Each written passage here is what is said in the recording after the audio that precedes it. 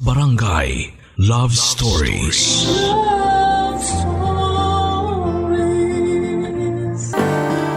Sa mga taong unang beses pa lamang magkakaharap, sinasabing mahalaga ang unang pagkikita. Sa unang pagkikita, makakabuo ka ng impresyon, bagamat hindi mo pa siya lubos na nakikilala. Ikaw, kabarangay, may nagsabi na bang hindi maganda ang unang impression sa'yo? Dear Papa Dudut, ang kwentong ibabahagi ko po sa inyo ay nagumpisa sa pagkakakilala ng aking kaibigan sa isang babae sa pamamagitan ng isang app. Ako po si Bernard, pero tawagin niyo na lamang po ako sa pangalang Bern. 27 years old na po ako sa ngayon. Nangyari po ang simula ng aking ikukwento noong 2018. 22 years old pa lamang ako noon. Nasa Korea po kami noon ng kaibigan kong si Ray, 23 years old naman po siya noon. Magdadalawang taon na po akong nasa Korea ng panahon na yon. 2 taon lamang po ang kontrata namin. Nauna po ako ng 6 na buwan kay Ray. Nang dumating po si Ray doon makalipas ang 3 linggo, ay tinamaan agad siya ng pagka-homesick. Mabuti na lamang po ay may laptop kami sa kwarto namin. Kaya po para siya malibang ay nagsubok po siya na mag-log-in sa isang dating app at nakamatch niya ang isang Filipina. Siya naman po si Alice, kaedad ko po siya noon, 22 years old din. Papadudot maganda po si Alice at kung i-judge ko po siya sa pakikipag-usap at kung paano siya humarap sa kamera sa tuwing magvi-video chat si Ray sa kanya, ay masasabi kong sobrang bait niya. Hindi gaya namin ay cellphone ang gamit ni Alice. Kaya kahit nasaan man siyang lugar ay nasasagot niya ang tawag ni Ray. Halos araw-araw po silang nag-uusap noon at dahil roommate kami ni Ray, ay madalas na napapasama na ako sa kwentuhan nila. Masayang kausap si Alice at sigurado naman na masaya siyang kinakausap kami. Papadudot habang tumatagal ang mga araw ng madalas na pagtatawagan ng dalawa ay ramdam ko na nagpapahiwatig na si Ray kay Alice. Tinanong ko si Ray at ang sabi niya ay nai-in-love na raw siya. Tinanong ko ulit siya kung sigurado na ba siya naliligawan niya si Alice. Kasi hindi pa niya nakikilala talaga ng personal si Alice. Ang sabi niya ay araw-araw na nade-develop siya sa tuwing kausap niya si Alice at nakikilala niya ito. Kaya sinabi ko na kung seryoso siya ay ituloy niya lamang ang balak niya. Pero kung hindi siya seryoso ay nakiusap ako na sana'y huwag niya na lamang paasahin pa si Alice dahil napaka-unfair noon para sa babae.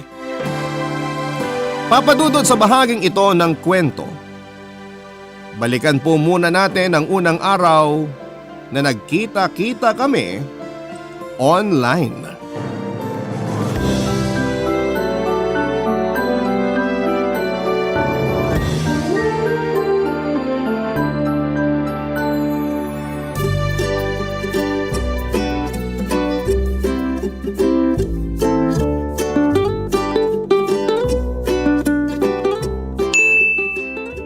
Hello, Hi! ako si Ray. Hi, Ray! Ako naman si Alice. Kumusta ka? Ayos naman. Napagod kanina. Ang daming inasikaso eh. Ay sorry, baka nagpapahinga ka. Pasensya na sa pang-iistorbo. Hindi. Ibig ko sabihin na kwento ko lang yon. Pero hindi na ako pagod ngayon. Nakapagpahinga na ako kanina eh. Nasaan ka pala? Nasa Korea, ikaw? Nandito sa atin sa Pilipinas. Ah, okay. Anong oras na ngayon dyan sa atin? Maaga pa naman. 6 p.m. pa lang. Dito, 7 p.m. na. Advance kayo ng isang oras? Oo. Eh, kumusta naman dyan sa Korea? Okay din naman. Maayos naman ang trabaho. Malamig ba dyan? Hindi pa. Hindi pa malamig ngayon. Marunong ka na mag-Korean? Sangdang... Ay, teka, nakalimutan ko. Bern, ano nga ba yung medyo sa Korean? Sandang hiyata? Ayun, basta. Annyeonghaseyo! Ay, marunong ka mag-Korean? Kaunti lang. Kakapanood ng mga K-drama dito. Ang galing naman. Ay, oo nga pala. Ito si Bern, kaibigan ko tsaka roommate ko. Hi, Bern! Hello po. Huy, magkaedad lang kayo ni Alice. Okay lang.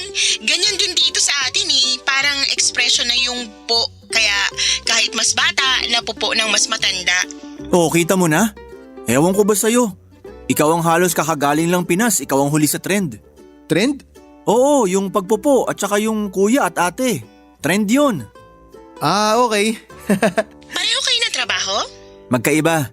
Pero isang hotel lang kami nag-work. Kumusta dyan? Mababait ba sila? Oo, pero gaya nga sa ibang gubat, may mga ahas pa din. Anong sinasabi mo dyan? Ibig kong sabihin, mababait sila. Pero syempre may mga pasaway pa rin at di magandang ugali. Parang sa ibang bansa din o parang dyan sa atin. Ibig sabihin, pareho lang kahit saang parte ng mundo. Ang ahas, nasa buong mundo. Nakakatuwa naman kayong kausap. Ako nakakatuwa. Si Ray nakakatawa. Anong ibig mo sabihin sa nakakatawa? Nakakatawa. Parang clown. Yung nakakatuwa, parang ano? Nakakatuwa. Parang cute na aso o nagtatambol na unggoy. Nakakatuwa yun. Pero yung joke mo, hindi nakakatawa. Uy, sandali, huwag kayo mag-away. Biro lang. Hindi kami nag-aaway. Masanay ka na sa amin. Yun kung kakausapin mo kami uli. Bakit? Nagpapaalam na ba kayo? Hindi. Ang ibig ko sabihin, sana pagkatapos ng usapan natin ngayon, makausap pa kita uli. Oo naman. Alam mo naman na kung saan ako kukontakin eh. Oo, dito pa rin ba sa account mo? Oo naman. Forever na yan at hindi mapapalitan ang account ko. Bakit nga pala kayo napasali sa Love App? Naghahanap ba kayo ng magiging girlfriend? Oo. I mean si Ray, oo. Uy, nakakahiya. Hindi Alice huwag ka maniwala dito kay Bern. Palabiro talaga to. Okay lang yan, Ray. Yun naman ang purpose ng app, yung makakilala ng potensyal na karelasyon o kaibigan. May account ka sa app. Ibig sabihin ba naghahanap ka din? Hindi. I mean, hindi ko sinasara ang pinto ko sa kung anong dumating ha. Pero ang main purpose ko, makahanap ng makakausap. Sakto pala kami ang nakilala mo. Hindi tayo mahuubusan ng topic at kwento. Salamat. Salamat din. Papadudot maganda ang simula ng pagkakaibigan namin. Ibig ko pong sabihin pagkakaibigan namin ni Alice at pag-iibigan nila ni Ray. Masigasig si Ray sa pagpaparamdam kay Alice. Nagtataka lamang ako papadudot kasi nagpaparamdam siya pero hindi siya nagiging vocal sa nararamdaman niya. Pero diskarte niya po yun. Kaya hinayaan ko na lamang siya papadudot. Baka kasi ako pa ang makasira ng diskarte niya. May mga maliliit na bagay na nabibili si Ray sa Korea. Iniipon niya ang mga ito para daw ibigay kay Alice sa pag-uwi niya. Alam din ni Alice ito kasi ipinapakita niya kapag nagvi-video chat sila. Nagtataka naman ako kay Alice kasi kapag ipinapakita sa kanya ni Ray ang mga iniipong pasalubong ay laging parang pare-pareho ang reaksyon niya. Pero hindi ko din pinakialaman yon kasi baka ganon siya talaga. Sobrang kung matuwa. Nakikita ko na masaya sila sa isa't isa kaya natutuwa na din ako. May mga panahon na si Alice ang tumatawag pero natataon na wala si Ray kaya sinasagot ko. Nakakatulong naman ang mga pagsagot ko kasi minsan ay nakakapaglabas ng problema sa negosyo si Alice. Hindi ko siya napapayuhan kasi wala naman akong alam sa negosyo. Pero napapagaan ko naman ang loob niya kapag napapatawa ko siya. Kaya naman masasabi ko din na lumalalim na ang friendship namin.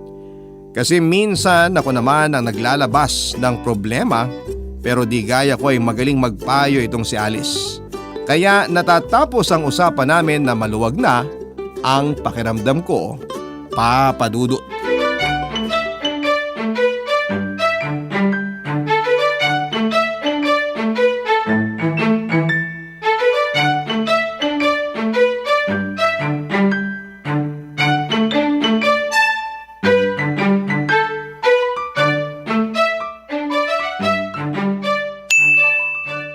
Hi Alice!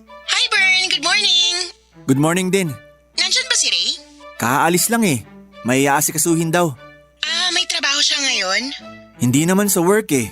Di naman niya nasabi kung saan. Ah, ganun ba? Pasensya na, naabala na naman tuloy kita. Ikaw naman para pa din others. Ano bang abala? O baka naman ayaw mo na makipagkwentuhan sa akin. Naku, hindi. Nahiya lang ako. Kasi madalas kita nakakausap dahil madalas din na wala si Ray. Baka nakakastorbo na ako. Hindi ah. Alam mo naman na kapag nandito ako sa bahay, ibig sabihin walang trabaho. Pag walang trabaho, tatanga lang ako dito. At pag wala si Ray, wala naman ako makausap. Kaya nga sakto rin at may makakausap ako ngayong umaga. Bago ang buong araw na naman na nakanganga. Nakakatawa ka talaga. Uy, serious ako ah. Ibig kong sabihin, doon sa salitang nakanganga, ini-imagine ko kung paano yung buong araw na nakanganga. Hindi ko rin alam kasi hindi ko naman tinitingnan ang sarili ko sa salamin habang buong araw na nakanganga. Ang saya mo talaga kausap. Kaya eto, nawala na naman ang problema ko. Uy, ano yan? Sabihin mo, baka makatulong ako. Nako, sa pagpapatawa mo sa akin, wala na ang problema ko. Pero pwede mo pa rin naman sabihin sa akin. Ah, nakakahiya naman. Pero kaya lang naman ako tumatawag para may makausap. Kahit hindi yung problema kong pag-usapan, gumagaan na ang loob ko. Gusto ko lang may makausap. May itatanong ako sa'yo, pero wag ka mag-isip ng kung ano ha. Ano yun? Wala ka bang makausap dyan sa inyo? Ayaw mo na ba akong kausapin? Nako, hindi. Hindi yun ang ibig kong sabihin. Binibiro lang kita. Sige na, sasabihin ko ng problema ko. Yung binibilan ko kasi ng material, biglang nagtaas ng presyo eh. Nagtaas din daw sa supplier nila. Nagtaas na ba talaga ang mga material? Eh, dun sa kabilang store hindi naman nagtaas. Kaya nga ako nagtataka eh. Paanong gagawin mo? Kung nagbago na ang matagal ko ng kausap, malamang lilipat na ako sa ibang kausap. Ang lalim naman nun. Ang ibig ko sabihin, baka dumirekta na ako sa pinaka-supplier. Ang galing mo talaga. Salamat. At salamat sa'yo. Oh, bakit ka nagpapasalamat sa akin? Eh, ikaw naman na nakasolve ng problema mo. Kasi kanina ang init na ng ulo ko. Pero ngayon, wala na kasi nga nailabas ko na ang bitbit kong problema.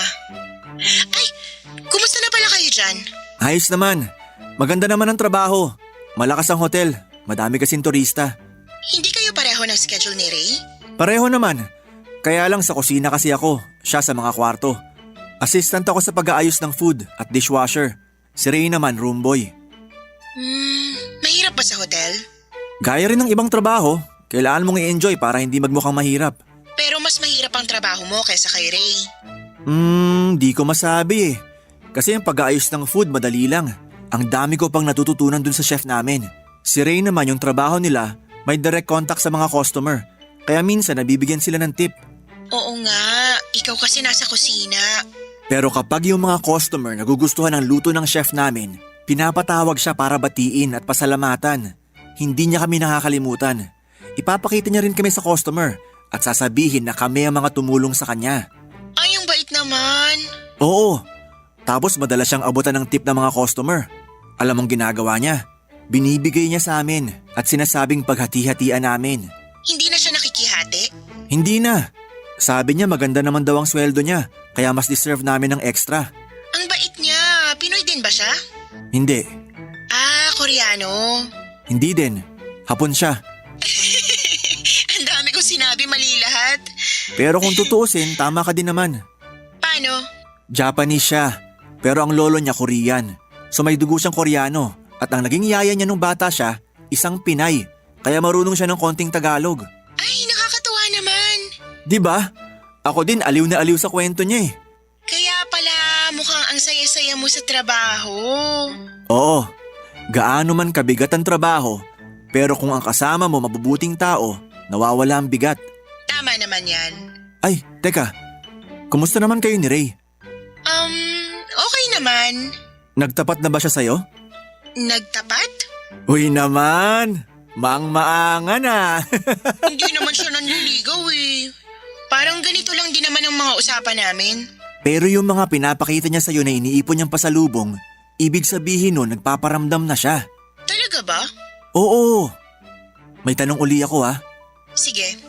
May nararamdaman ka na rin bang pagmamahal kay Ray? Hindi ko pa siguro masasagot ngayon yan. Ah, okay. Sige, nirerespeto ko yan. Papa Dudut, bigla kong iniba ang usapan namin.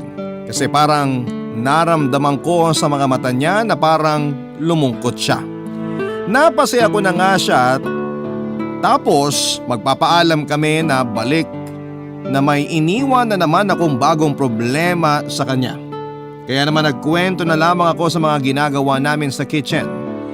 Sinabi ko din na ang dami ko nang alam na lutuin kasi nga sa libreng lesson sa chef namin. Papa Dudut, madalas wala si Ray kaya sa tuwing tatawag si Alice ay ako lagi ang nakakausap niya. Nakakausap lamang silang dalawa kapag si Ray ang tatawag kay Alice. Nakampante na din si Alice sa pagtawag sa amin kasi nga naging close na kami at masaya naman siya sa mga kwentuhan. Papa Dudut, magkakalayo kami pero dahil sa teknolohiya ay parang magkakaharap lamang kaming nag-uusap. Papa Dudut, dahil sa madalas na wala si Ray sa bahay ay mas kilala pa namin ni Alice ang isa't isa. Nagtataka din naman ako, Papa Dudut, kung bakit laging wala si Ray sa bahay. Sabay lamang kami sa trabaho. Kaya iniisip ko kung ano ang palaging pinagkakabalahan at pinupuntahan ni Ray sa araw-araw pagkatapos ng trabaho namin ng mga panahong yon, Papa Dudut. Barangay Love Stories. Barangay Love Stories. Papa Dudut, madalas kong napapansin na balisa si Ray. Kapag nararamdaman niya naman at tatanungin ko siya ay iniiwasan niya ang usapan. Nag-aalala na din ako sa kaibigan ko at minsang tumawag nga si Alice ay naabutan naman siya. Pero makalipas nga ang ilang sandali ay magpapaalam ito dahil may kailangan daw na asikasuhin. Kaya ayon, ako na naman ang nakakausap ni Alice. Napansin ko din naman si Alice na parang hindi na apektado sa madalas na pag-iwan sa kanya ni Ray habang magkausap sila. Nung araw na yon na nagmamadali si Ray kahit kausap si Alice ay nag-alala na ako ng sobra sa nangyayari kay Ray. Kaya balisa ako kahit kausap ko si Alice. Pinilit kong hindi ipahalata ang pag-aalala ko sa pamamagitan ng pagtawa at pagngiti ko. Pero nahalata pa din ni Alice yon. Hindi ko alam kung dahil ba sa tono ng pagsasalita ko o hindi ako magaling umarte. Kaya sinabi ko na lamang na iniisip ko lang yung darating na linggo kasi maramihan ang magche-check-in sa hotel. Pero hindi naman po yun totoo. Nasabi ko lamang para pagtakpan ng pag-aalala ko kay Ray dahil baka maapektuhan pa si Alice at mag-alala din, Papa Dudut.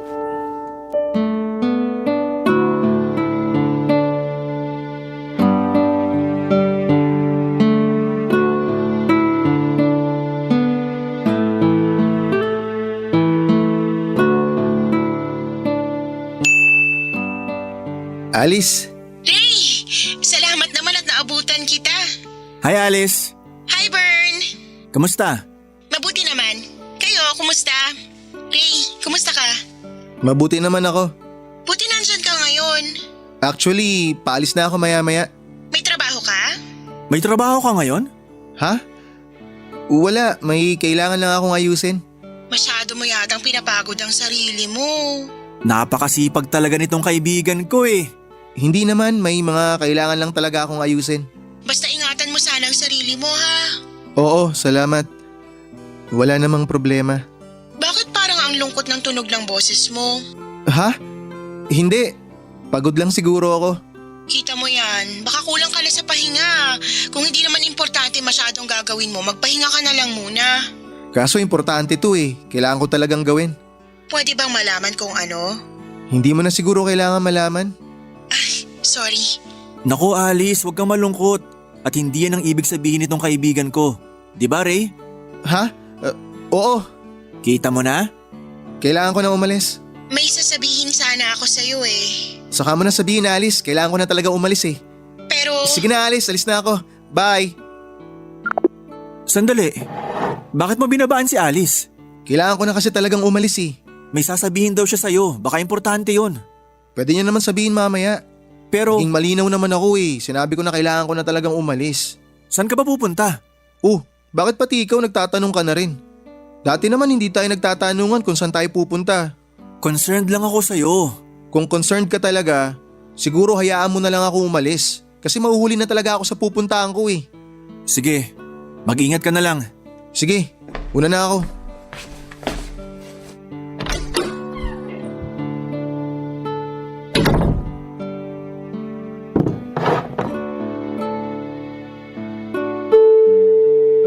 Sagutin mo, Alice. Alice, sagutin mo ang tawag ko. Salamat, sinagot mo. Bern, bakit? Wala lang. Baka kailangan mo ng kausap. Salamat. Oo sana pero baka may ginagawa ka din. Ayoko makastorbo. Ano bang istorbo? Wala nga akong kausap dito. Kesa naman, nga na naman ako. Umalis na si Ray. Oo, nagmamadali eh. Pasensya ka na sa kanya ah. Baka importante lang talaga yung kailangan niyang puntahan. Kasi nga nagmamadali siyang umalis eh. Naiintindihan ko naman. Pero wag mo sirain ang araw mo. Dahil patatawanin kita. Salamat. Salamat sa pagsama sa akin ha. Kahit di kita masamahan physically, andito ako para makakwentuhan mo. Salamat. May sasabihin ka kanina. Baka gusto mong sa akin mo na sabihin. Pasensya ka na. Gusto ko sana muna kay Ray masabi. Pero sasabihin ko din naman sa'yo pag nasabi ko na kay Ray. Ah, okay. Naiintindihan ko rin. Huwag ka sana magtampo ha. Hindi, naiintindihan ko, promise. Salamat Bern ha. Sa lahat. Sa pagdamay, sa pag-intindi. Salamat din, Alice. At nitong mga nakaraang araw na laging wala si Ray at wala akong makausap, nandyan ka. Oo naman. Nandito lang ako lagi. At ako din, nandito lang din lagi. Kasi nakakagulat kung bigla akong nandyan. Ay, sorry. Ang corny ng joke. Papa Dudut, kahit tumatawa si Alice ay kitang-kita pa din na may tinatago siyang lungkot sa mga mata niya. Expressive talaga ang mata ni Alice. Kung magaling siyang makaramdam dahil sa tono ng boses ng iba ay madali din naman siyang maramdaman sa pamamagitan naman ng mga mata niya. Ayoko siyang pilitin kung ano ang gusto niyang sabihin kasi baka imbes na makatulong ako ay makasama pa. Kasi iba yung nababasa ko sa mata ni Alice noong sabihin niya kay Ray na may gusto siyang sabihin tapos si Ray ay parang wala lang sa kanya at pinagpaliban ang gustong sabihin ni Alice. Hindi masasaktan si Alice kung hindi ganon kaimportante ang pakay niya. Kaya yun na lamang talaga ang maitutulong ko, ang makipag-usap hanggang mapagaan ko ang loob niya. Pero gaya nga po ng sinabi ko ay ibang sinasabi ng mga ngiti ng labi ni Alice sa lungkot na ipinapakita ng mga mata niya. Hindi ko naman alam kung anong nangyari kay Ray at hindi naman siya ganon. Mabait naman si Ray pero noong mga nakaraang buwan nga noon ay parang naging iba siya. Lagi po siyang balisa. Laging may iniisip pag kinakausap mo, makikipagkwentuhan sandali tapos ay tatahimik at aalis dahil may iisipin lamang daw siya. Naguguluhan ako, Papa Dudut. Hindi lang si Ray ang iniisip ko kundi pati si Alice. Si Alice na nananahimik lang na biglang ipinasok ni Ray sa buhay niya tapos ay pababayaan niya na lamang ng ganon-ganon na lamang.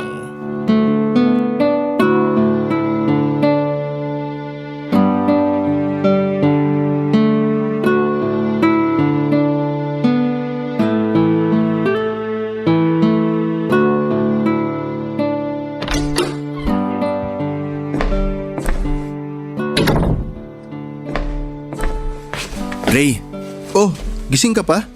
hinihintay kita eh. Bakit? Ano meron? Pwede ba tayo mag-usap? Eto, nag-uusap na tayo. Seryosohin mo naman ako. Yung itsura mo kasi parang may malaking problema eh. Teka, bababa ko lang tong bag ko. Oh, ready na ako. Ano ba yun? Kumusta ka ba? Ito naman kung mga musta, kala mo hindi tayo araw-araw nagkikita. Unang-una parang halos hindi na tayo magkita. Nandito nga ako, pero kahit nandyan ka parang wala ka. Nakakatawa naman yung sinabi mo. Ray, sumeryoso ka naman. Seryoso naman ako ah. O sige na, ano ba yung sasabihin mo? Ano bang nangyayari sa'yo? Anong klaseng tanong yan? Walang nangyayari sa akin. Okay lang ako. Ray naman, sa Pilipinas magkakilala na tayo. Tapos ngayon magkasama pa tayo dito sa kwarto. Kaya mas nakilala pa kita. Ray, nag-iba ka. Paano nag-iba ako? Parang nawala yung sigla mo. Marami lang ako iniisip. Ano nga yung madalas mong isipin? Bakit hindi mo sabihin sa akin? Baka makatulong ako kahit mapagaan lang ang loob mo. Hayaan mo na, maayos ko rin naman yun. Ray, iba pa ba ako sa'yo? Ayoko nang madamay ka pa sa problema ko. Kahit na, sabihin mo pa rin para hindi naman ako nangangapa. Bern, di mo ako matutulungan. Kahit pagdamay lang ang maitulong ko, at least may magawa ako. Bakit hindi mo subukan isipin uli na kaibigan mo ko para magkalakas ka ng loob sabihin sa akin yan? Kung ano man niyang gumugulo sa'yo. Pati si Alice na iitsipwera mo na eh. Hindi naman siya naiitsapwera. Aayusin ko lahat kay Alice, huwag kang mag-alala. Matapos ko lang tong problema ko, babawi ako sa kanya. Napakasimple lang naman yung magbigay ka ng oras sa kanya. Sa video chat na nga lang kayo nakikita at nagkakausap tapos mapapabayaan mo pa siya. Hindi ko naman siya pinababayaan Busy lang talaga ako. Busy nga saan? Bakit ba ayaw mong sabihin? Kasi nakakahiya. Pero sige, dahil mapilit ka, sasabihin ko sa'yo. Nagkaroon ako ng malaking utang dahil sa pagsusugal. Ngayon, pinipressure na ako ng inutangan ko. Kailangan ko na raw bayaran lahat ng mga nautang ko sa kanila. Ano? Nagsugal ka? Bakit? Ayan na nga ba yung iniiwasan ko Yung ma-judge ako. Hindi kita ginajudge, hindi ko gagawin yun. Tinatanong ko kung bakit. Gusto kong makaipon na malaki kaya sumubok ako na magsugal. Itinaya ko yung buong ipon ko. Natalo. Hanggang sa may nagpautang sa akin. Akala ko kasi mababawi ko pa Pero naubos lahat yung pera. Saan ka nagsugal? Hindi ko alam na may kasino pala dito. Baka pwedeng pakiusapan. Hindi sa kasino. Sa isang pasugalan lang na pinatatakbo ng isang grupo. Illegal na sugalan? Ray, ano ba yan? Sige, dikdikin mo pa ako. Hindi sa ganon. Nagtataka lang ako kung bakit ka napasok sa ganyan. Hindi ka naman nagsusugal dati. Nagsisisi na nga ako okay? Tama na. Lalo mo lang akong pinahihirapan Sorry. Huminahon ka. Isip tayo ng paraan. Baka may maitulong ako. Magkano bang inutang mo? 24 million won. Ano? Mahigit 1 million pesos? Bakit ka nagkautang ng ganong kalaki? Nagsisisi na nga ako. Wala naman ako masyadong ipon dahil pinapadala ko agad sa Pilipinas. Yung hawak ko dyan halos 20,000 pesos lang. Nasa halos 500,000 won lang yun. Lahat ng pwede kong isingit na part-time, isiningit ko na. Kaya ako tumatanggap ng part-time para may pandagdag ako. 5 million won na lang ang kulang ko kaso minamadali na ako ng inutangan ko Pinagbabantaan na nga ako. Ano ba yan? Teka, sa kumpanya natin baka makahiram ka. Nanghiram na ako pero hindi rin malaki yung napa-advance nila Pag dinagdag mo yung pera ko, magkano pa kulang? Wag na, nakakahiya naman. Ako na lang ang gagawa ng paraan. Ako ang pumasok sa gulong to kaya ako dapat ang umayos. Magkaibigan tayo. Pero… Basta idagdag mo na yon kesa mapahama ka. Kukuha din ako ng part-time job para makadagdag. Salamat, Bern. Pero may pakiusap ako sa'yo. Ano yun? Kahit ano. Ayusin mo muna ang problema mo kay Alice. Kawawa naman yung tao. Oo naman, aayusin ko talaga yun. Hiyang-hiya na rin ako kay Alice Papadudot, napakalaking problema ang nagawa ni Ray. Mabuti na lamang po ay napilit kong umamin siya kaya nakatulong din ako kahit papaano. Kung hindi ko siya napilit umamin ay malamang ay nag-aalala pa din kami ni Alice sa kanya at hindi namin alam kung ano ang gagawin sa kanya noong inutangan niya. Natapos na din naman ang utang niya pero wala naman siyang ipon. Pero mabuti na din yon kesa naman saktan siya ng mga pinagkakautangan niya. Masaya din naman ako at naayos ni Ray ang problema niya kay Alice. Sinabi niya ang dahilan ng mga panahon na halos wala na siyang oras para kay Alice. Naiintindihan ni Alice ang lahat ng mga nangyari at naaawa pa sa kanya. Imbes na ang inaakala niyang magagalit ito at lalayuan siya ay hindi nangyari. Bagamat problemado si Ray dahil nga sa laki ng pera na nawala sa kanya ay masaya na silang dalawa. Normal na ulit ang kwentuhan nila sa video chat. Si Alice naman ay pinagpaliban na muna ang gusto niyang sabihin dahil nga sa alam niyang marami pang iniisip itong si Ray. Si Ray naman sigurado sa dami din ng pinagdaanan ay nawala na sa isipan niya na tanungin kung ano nga ba ang sasabihin sa kanya ni Alice dati. Masasabi din ni Alice yon siguro, sabi nga sa tamang panahon. Papa Dudut. Barangay Love Stories. Barangay Love Stories. Papa Dudut, natapos na ang kontrata ko. Kaya makakabalik na ako ng Pilipinas matapos ang 2 taon. Si Ray naman ay may 6 na buwan pa. At sinabi ni Ray sa akin na sa pag-uwi niya makalipas ang 6 na buwan ay magtatapat na siya kay Alice sa nararamdaman niya.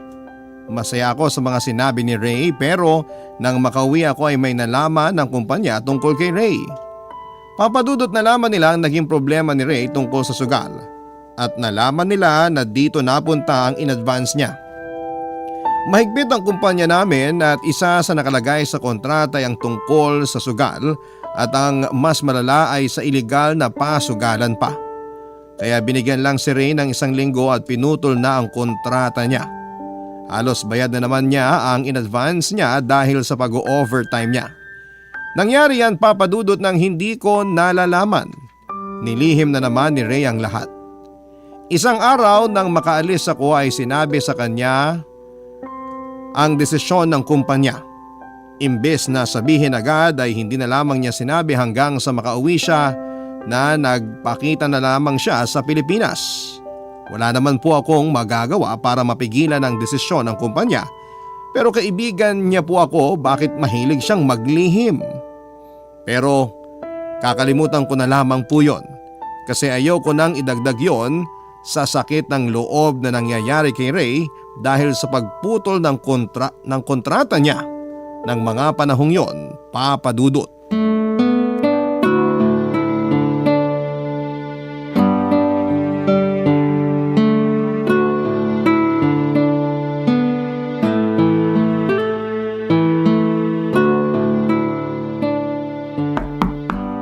Tao po!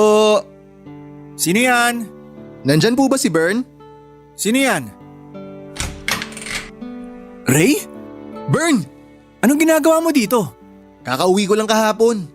Bakit nga? May 6 na buwan ka pa. Tinapos na nila yung kontrata ko . Bakit? Nalaman kasi nila yung nangyari sa pagsusugal ko. Paano? Hindi ko rin alam kung paano, pero hayaan mo na. Kasalanan ko rin naman . Ay, sorry. Halika, pumasok ka muna. Salamat. Maupo ka. Yun. Kailan kasi nabihan na uuwi ka na? Kinabukasan, pag alis mo. Hindi ko na sinabi sa'yo, baka kasi mag-alala ka . Masyado na nakakahiya. Nakakapikon ka naman . Sana sinabi mo pa din. Hayaan mo na. Nandito na ako . Safe naman ako. Kaya okay na rin. Pero sayang yung 6 na buwan.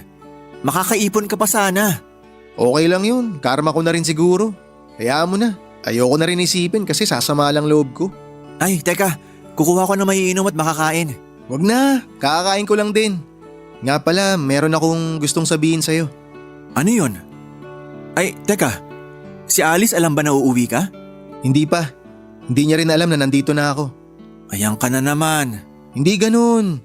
Iniisip ko nga na sorpresahin na lang siya . Yung plano natin na gagawin ko makalipas ang 6 na buwan, gagawin ko na ngayon. Nandito na ako . Ah, okay. Maganda yan. Sasamahan mo ako, di ba? Oo naman. Actually, hindi pa rin kami nagkikita ni Alice. Akala ko nga after 6 months pa kami magkikita pagdating mo. Kaso ayan, nanorpresa ka naman ng sobra. Kaso, nahihiya pa rin ako kay Alice. Ano? Bakit naman? Nung inamin mo ang nangyari sa sugal, tinanggap ka niya. Ngayon pa ba? Isa pa sa problema ko, wala akong ipon. Bakit? Yayayain mo na ba siya magpakasal? Hindi pa naman. Oh, hindi naman pala . Kaya hindi naman siguro issue ang ipon. Pero magtatapat na ako sa kanya ng pagmamahal ko. Ayan nga ang maganda. Pero ang inaalala ko talaga tong estado ko . Baka mamroblema kami. Gusto ko siyang alagaan. Pero baka ang mangyari, ako pa ang alagaan niya. Hindi naman siguro nagbibilang si Alice. Sa totoo lang, pinanghihinaan ako ng loob. Mahal mo ba si Alice? Oo. Ayun naman pala . Huwag ka na panghinaan ng loob. Sabihin mo lang sa kanyang nasa puso mo. Sa tingin mo ba, tatanggihan ka ni Alice? Sa tagal na namin nag-uusap, sa palagay ko, parang hindi naman. Mismo. Mahal ka ni Alice, kaya yun ang panghawakan mo. Pero Bern, hindi mo naman maaalis sa akin na mag-isip ng ganun. Dahil nga sa maling desisyon ko dati. Ray, nakalipas na yon. Nalampasan mo na nga eh. Ang importante ngayon, alam mo na ang dapat at hindi dapat. Tama ka. Oo naman. Oh, ano na? Sige, Anong sige? kakausapin ko na si Alice. Magtatapat na talaga ako sa kanya ng pag-ibig ko. Kanyan! Samahan mo ako ha. Oo nga, di ba? Sinabi ko na nga kanina eh. Kulit. Sinabi mo ba? Sorry, hindi ko narinig. Kabado eh. Kaya dapat paghandaan mo yan. Ano bang plano mo? Alam ko kung saan siya nakatira. Binigay niya sa akin dati yung address ng bahay nila. Okay, good yan. Tapos? Susurpresahin ko siya. Teka, kasama ako di ba? Ay, oo nga pala. Susurpresahin natin siya. Wala ba tayong makakausap sa kanila? Di ko alam eh. Hindi ko alam kung sino kasama niya sa bahay. Pero kung hihingi tayo ng tulong dun sa kasama niya sa bahay, di syempre tatawag tayo. Malalaman ni Alice yun. Oo nga. Tsaka kung pupuntahan natin, baka makita tayo ni Alice. O baka isipin na akyat bahay tayo kung magmamanman tayo sa bahay niya. Siguro kaya na natin yun. Nagplano kami ng matindi, Papa Dudut. Sinimulan namin sa kung ano ang susuotin namin, lalo na si Ray. Kung anong bulaklak ang dadalhin at magdadala din kami ng makakain para diretso kain matapos ang proposal. Nag-practice din si Ray kung ano ang sasabihin niya. Kabado kasi siya, Papa Dudut. Sabi ko ay pangit ang magbakel. Pero pangit din naman ang masyadong memorize. Kaya sinabi ko na isa ulo at isa puso niya lang ang sasabihin niya. At hayaan ang sarili niya na sabihin ito kung paano niya nararamdaman. Yun naman ang importante, yung ibig sabihin ng sinasabi. Masaya ako dahil porsigido na si Ray, wala nang alinlangan at wala nang takot. Kaya para mas pulido ang plano ay nakipag-video chat ako kay Alice. Sinabi ko na nakabalik na ako sa Pilipinas at tuwang-tuwa si Alice. Tinanong ko siya kung kailan ba siya nasa bahay dahil gusto ko siyang dalawin. Saka sinabi ni Alice na dahil magkikita na kami ay may sasabihin din siya sa akin at ihihingi niya ng payo. Sumangayon ako at masaya siyang nagbigay ng date kung kailan kami magkikita. Siyempre papadudod si Ray ang sorpresa ko sa kanya. Kung magiging ganon siya kasaya kapag nakita niya ako sa personal, ay lalo pa sigurong masasaya siya pag nakita niya sa personal si Ray.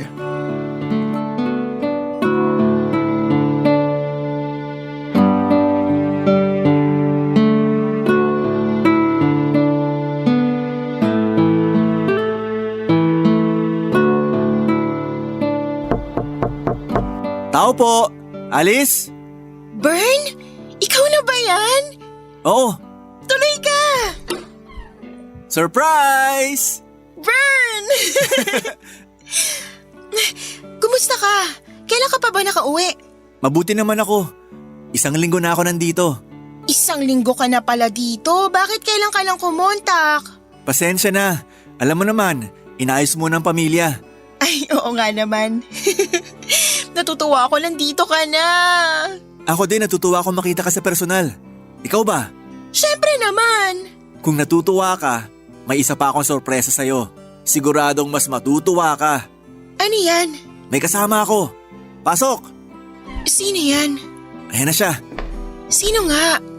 Ha? Hindi mo ba siya nakikilala? Alice, galit ka ba sa akin? Ray! Ako nga. Ray! Bakit ka nandito? Akala ko 6 na buwan ka pa sa Korea. Teka, Alice, anong nangyayari? Nakikita mo ba ako?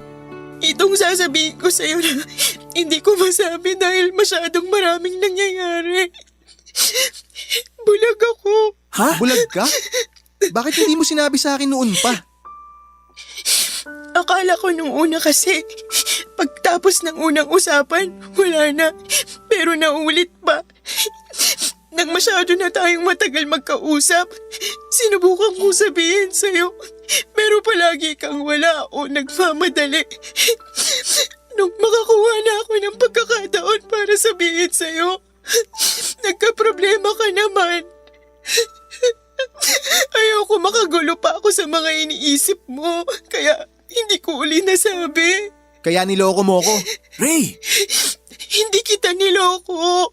Sinubukan kong sabihin pero... Tama na, Alice. Tumigil ka na. Kung kaya mo akong lokohin ngayon, siguradong lolokohin mo pa ako sa mga susunod. Ray, ano ka ba? Hindi totoo yan, Ray. Nagsasayang lang ako ng oras dito. Alis na ako. Ito na ang huling pag-uusap natin. Ray! Halika na, Bern. Ray, ano ka ba? Bakit ka ganyan? O di sige, maiwan ka. Basta alis na ako. Diyan na kayong dalawa. Alice, Tana. Pasensya ka na. Baka nabigla lang si Ray. Hindi ko siya masisisi. Hindi, wag mong isipin yan. Naiintindihan kita. Hindi ko siya niloko, Bern. Alam ko. Sinubukan ko talagang sabihin. Naalala ko yun. Naiintindihan ko din na hindi mo sinabi sa akin dahil mas gusto mong siya munang makaalam. Sinabi ko na alam kong hindi niya ako magugustuhan kasi bulag ako. Walang magkakagusto sa akin. Hindi totoo yan. Hindi hadlang ang pagiging bulag sa pagmamahalan. Marami na nakapagpatunay niyan. Ang mahalaga, yung masaya kayo pareho. Oo, pero si Ray hindi magiging masaya sa akin kaya naiintindihan ko siya. Huwag ka magsalita ng ganyan. Baka nabigla lang yun. Bigyan natin siya ng pagkakataon makapag-isip. Tanggap ko na kung hindi siya magbabalik. Huwag ka naman maging malupit sa sarili mo. Nandito ako, dadamayan kita. Salamat, Bern, sa pag-intindi ha. Hindi ka na iba sa akin, kaya nandito lang ako. Salamat. Papa Dudut, awang-awa ako kay Alice noon. Noong gabing ding yon ay napatunayan ko na kahit bulag pa siya ay hindi mahina si Alice. Mag-isa lamang siya sa buhay pero napaka-independent niya. Kaya niyang kumilos ng mag-isa. Lahat ng gawaing bahay ay siya ang gumagawa. Dagdag pa ang kanyang negosyo. Kaya pala hindi namin kahit kailan nahalata na bulag si Alice dahil kung kumilos siya ay parang wala siyang kapansanan. At dahil kabisado na nito ang dinadaanan niya sa loob ng bahay niya. Normal lang sa kanya kapag nakaharap sa camera kasi madalas gano'n naman. Mas nakatingin ang tao sa screen kesa sa camera. Kaya walang nagdududa kahit sino sa amin sa pagiging bulag ni Alice. Maski ako na mas madalas niyang nakakausap noon. Wala naman po talagang niloko si Alice. Hindi niya lamang po nasabi kaagad dahil sa mga pagkakataon. Hindi po ako naaawa kay Alice dahil sa pagiging bulag niya dahil gaya nga po ng sinabi ko na kaya niya ang sarili niya. Mas naaawa ko sa kanya dahil sa inasal ni Ray. Ayaw kong sabihin pero hinusgahan ni Ray si Alice dahil sa kalagayan nito. Matapos kaming maghiwalay ni Alice ng gabing yon ay kinausap ko si Ray at ipinaintindi ko sa kanya ang lahat. Pero ayaw nang makinig ni Ray. Sarado na ang isipan niya. Kaya naman hinayaan ko na lamang siya, Papa Dudut. Makalipas ang 3 buwan ay nagpakitang muli si Ray kay Alice. Sa pagkakataon na yon ay nagising na si Ray sa katotohanan at inamin na mali siya. Humingi siya ng tawad kay Alice at pinatawad naman siya. Muling nagtapat ng pag-ibig si Ray pero hindi na siya binalikan ni Alice. Dahil nga ng mga panahon na yon ay nabuo na ang pagmamahalan naming dalawa. Hindi na din nagalit si Ray sa mga nangyari at aminado siya sa lahat ng mga pagkakamali niya. Kaibigan pa din namin si Ray, sa katunayan ay pumayag siyang maging best man ko sa nalalapit na kasal namin ni Alice sa susunod na buwan. Papadudot ang pagpapakasal ko kay Alice ay hindi po dahil sa awa. Pero gusto ko din pong sabihin na noon naliligaw si Ray sa kanya ay hindi po ako kompetensya dahil kaibigan lang talaga ang tingin ko kay Alice. Kung paano po nangyari ito ay nangyari na lamang at alam kong mahal namin ang isa't isa. At hindi ko siya iiwanan anuman ang mangyari. Pangako ko po yan kay Alice at sa sarili ko at maging sa Diyos. Maraming salamat po, Papa Dudut, sa pagbibigay daan sa aking kwento. Ang inyong forever kapuso at kabarangay, Bern. Nagustuhan ng iyong napakinggan? Ituloy yan via live stream sa www.gmanetwork.com/radio. Barangay LS 97.7 97.1 For